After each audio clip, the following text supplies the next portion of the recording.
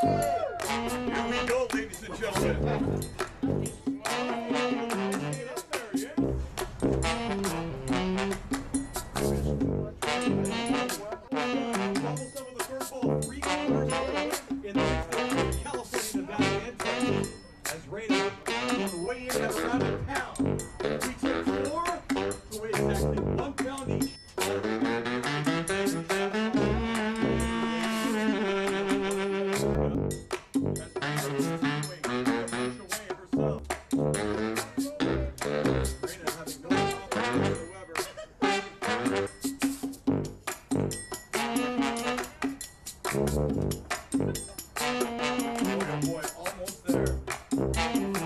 Ladies and gentlemen, it is officially unanimous. The winner of the Human versus Sally eating contest.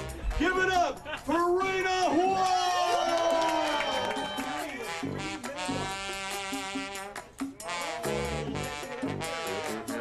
It was more of like a challenge to myself. When I do contests and challenges, usually I don't really pay attention too much to what competitors do. I think the best for me is just see the best of what I can do.